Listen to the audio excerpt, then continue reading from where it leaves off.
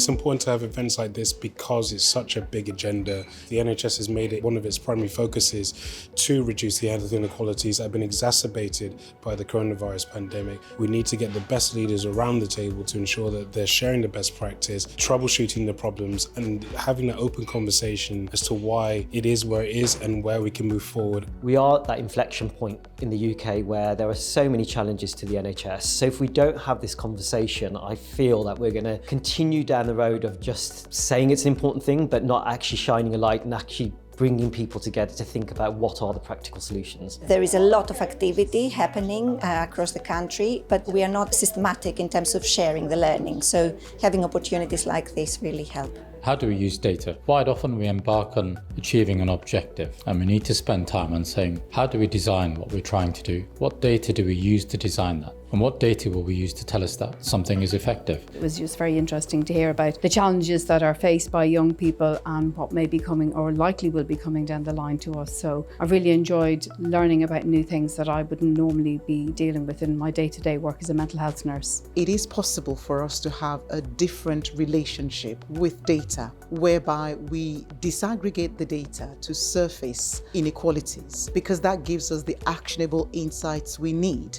to drive forward tangible interventions to improve over time. We are underserving a significant number of people within our community and our populations, but we are making real efforts to change that. And I think it's important for us to platform the conversation around health inequalities, to give it the airtime that it needs, for us to recognise that this is an urgent problem that we need to address today. It's something that one player can't tackle on their own, so I think days like this really bring together different players in the system, and it's really valuable to be able to share ideas about how we can collectively tackle health inequalities.